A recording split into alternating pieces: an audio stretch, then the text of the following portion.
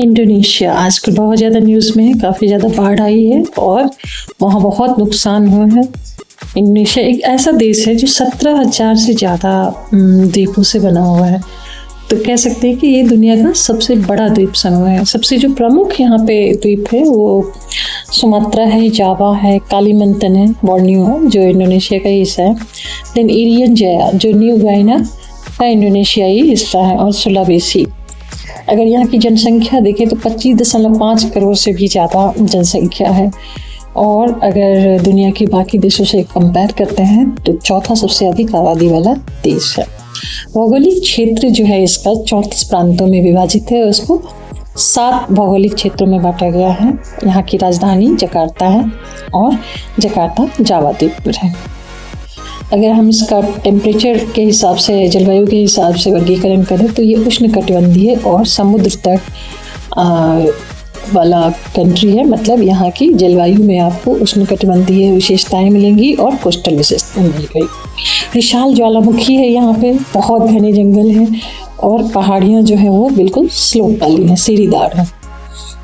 ऐतिहासिक दृष्टिकोण से अगर देखें तो इंडोनेशिया में 2री और 4थी शताब्दी के आसपास भारतीय व्यापारियों का आगमन हुआ था, और उसके बाद यहाँ पे हिंदू धर्म और बौद्ध धर्म काफ़ी ज़्यादा फैल गया। इस्लाम का आगमन भी हुआ यहाँ पे बाद में सुन्नी व्यापारी और सूफी विद्वानों के द्वारा, और उन्होंने इंडोनेशिया में इस्लाम फैलाया। तत्पश्चात मतलब उसके बाद डच का जो है कॉलोनियलिज्म यहाँ पे आया है। तो डच से शुरू हुआ और डच ने मसाला व्यापार पे एकाधिकार के लिए संघर्ष किया, और लगभग 350 सालों तक इंडोनेशिया पे डच उपनिवेशवादों का शासन रहा। जापानी जो है ये द्वितीय विश्व युद्ध के दौरान जो है उन्होंने इंडोनेशिया पे कब्जा कर लिया, और फाइनली 1947 में 17 अगस्त को जब जापान हार जाता है तो इंडोनेशिया जो है वो उसने अपनी स्वतंत्रता की घोषणा की। तो अगर भारत से कंपेयर करते हैं तो हमारे से 2 साल पहले ही जो है इन्होंने अपनी स्वतंत्रता हासिल कर ली थी, और यहाँ सुकार्नो जो है देश के पहले राष्ट्रपति बने। उसके बाद से लेके अभी तक इंडोनेशिया ने लोकतंत्रीकरण और आर्थिक विकास को काफ़ी ज़्यादा महसूस किया है, लेकिन इसके अलावा यहाँ पे सेपरेटिज्म काफ़ी ज़्यादा है, अलगाववाद, करप्शन भी काफ़ी है, भ्रष्टाचार और प्राकृतिक आपदाएं जो हैं वो इंडोनेशिया के लिए बहुत बड़ा चैलेंज है। अभी भी जो न्यूज़ में हम सबसे ज़्यादा इंडोनेशिया के बारे में सुन रहे हैं कि वहाँ पे एक तो अर्थक्वेक आ रहा है, भूकंप, और उसके बाद ज्वालामुखी जो है फटते रहते हैं, और बाढ़ अभी जो तत्कालीन तबाही मची है वो बाढ़ की वजह से हुआ है। तो हम यहाँ की जियोमॉर्फोलॉजी को भी देखते हैं कि किस तरह की भू आकृतियाँ हैं, जैसे कि ज्वालामुखी है, पहाड़ है, झीलें हैं, नदियाँ हैं, जंगल है।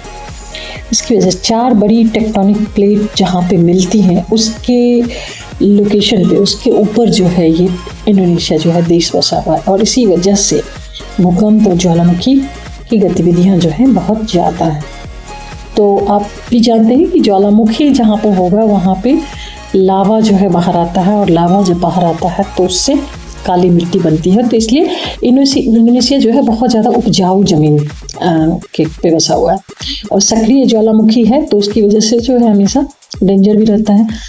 तो मिलता जुलता जो है इससे जो जितने भी पैसिफिक रिंग ऑफ फायर पर जो कंट्रीज़ हैं वो इसी तरह से हैं कि ज्वालामुखी बहुत ज़्यादा है। इंडोनेशिया में अगर काउंट करें तो 400 से ज़्यादा ज्वालामुखी है, जो कि दुनिया के सबसे सक्रिय ज्वालामुखी में से एक बनता है। जावा और सुमात्रा द्वीप जो है वो काफ़ी ज़्यादा ऊंचे माउंटेन पे, और पपुआ में पुनक जया माउंटेन है जो 5,039 मीटर ऊंचा है, और ये ऑब्वियसली जब ज़्यादा ऊंचा है तो सालों भर बर्फ से ढका रहता है। यहाँ की झीलों और नदियों के बारे में अगर जानना चाहें तो टोवा झील जो है वो इंडोनेशिया की सबसे बड़ी झील है जो सुमात्रा में स्थित है, और देश के सबसे जो बड़े भूभाग हैं उसमें नदियाँ भी हैं और जंगल भी हैं। जो कोस्टल रीजन है यहाँ पे उष्णकटिबंधीय रेन फॉरेस्ट है यहाँ पे, और जो इनका तटीय क्षेत्र है जहाँ पे मार्शी लैंड है वहाँ पे ऑब्वियसली क्या होगा, मैंग्रोव होगा। तो मैंग्रोव जो है वो इनके तटीय क्षेत्रों में है, और यहाँ का तटीय क्षेत्र भी जो है वो विविध है, क्योंकि आप देख रहे हैं कि इतने ज़्यादा द्वीप हैं, तो द्वीपों की वजह से मोस्टली जो एरिया है वो कोस्टल है, क्योंकि चारों तरफ से पानी से घिरा हुआ है। और समुद्री ज्वालामुखी जो है उसकी वजह से, और जो अर्थक्वेक होता रहता है तो उसकी वजह से इंडोनेशिया में एक और प्रॉब्लम है जो लैंडस्लाइड है। तो माउंटेन से मिट्टी जो है वो नीचे स्लाइड करती रहती है।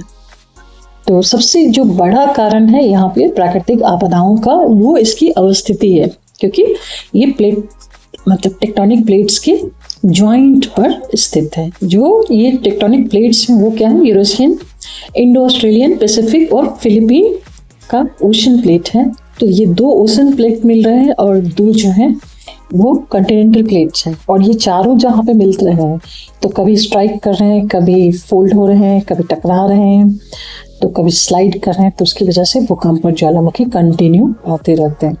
तो इस वजह से इंडोनेशिया को सच कहें तो एक डायनेमिक कंट्री है और डाइवर्स कंट्री है, और इस तरह की जियोलॉजिकल मोमेंट्स की वजह से बहुत ही गतिशील बनता है और बहुत ही डाइवर्स यहाँ का जियोमॉर्फोलॉजी बनता है। यहाँ पर तो कुछ कुछ ऐसे भी ज्वालामुखी हैं जो पृथ्वी के बहुत ही अंदर है, क्योंकि समुद्री प्लेट भी जो है वो आपस में यहाँ पे मिल रहे हैं, और समुद्री प्लेट जो है वो काफ़ी ज़्यादा डीप है। ज्वालामुखी से जो विस्फोट होता है और उससे जो राख निकलती है और लावा निकलती है, वो जब ठंडा होता है तो लावा से क्या होता है, उपजाऊ मिट्टी बनती है और वो यहाँ की कृषि के लिए फायदेमंद है। और इसके बावजूद बहुत ज़्यादा कृषि यहाँ नहीं हो सकती, क्योंकि यहाँ पे बाढ़ जो है बहुत ज़्यादा आ रही हो, और मानसूनी क्षेत्र में पड़ता है इंडोनेशिया, साउथ ईस्ट एशिया में है, तो भारी मानसून की बारिश होती है। जंगल की कटाई भी काफ़ी ज़्यादा है, क्योंकि यहाँ पे 25 करोड़ से ज़्यादा पॉपुलेशन है और छोटा सा कंट्री है ये, तो यहाँ पे जो है मिसमैनेजमेंट काफ़ी ज़्यादा है। वनों की कटाई होती है, प्लानिंग जो है, अर्बन प्लानिंग जो है वो अच्छा नहीं है, और लैंडस्लाइड्स होते रहते हैं, जिसकी वजह से जान माल का खतरा भी बना रहता है। और जो इंफ्रास्ट्रक्चर है वो काफ़ी ज़्यादा हमेशा अक्सर बर्बाद होता रहता है। तो इस नुकसान की वजह से जो है इंडोनेशिया एक वल्नरेबल कंट्री में आता है। अभी जो नुकसान हुआ है इनका, ये 400 से ज़्यादा लोग लापता हो गए हैं, और लगभग 3 लाख से भी ज़्यादा लोग जो हैं वो डिस्प्लेस हुए हैं, उनको कहीं ना कहीं शरण लेनी पड़ी है। और चूँकि इंफ्रास्ट्रक्चर का जब लॉस होता है तो सड़क, पुल, संचार सब कुछ क्षतिग्रस्त हो जाता है, जिसकी वजह से सहायता पहुंचाना भी मुश्किल होता है। हजारों घर और इमारतें जो है अभी डूब गई हैं और भोजन और पानी की कमी हो गई है। तो अभी देखना है कि किस तरह से इंडोनेशिया अपने आप को संभालता है वापस और फिर से ट्रैक पर लाता है।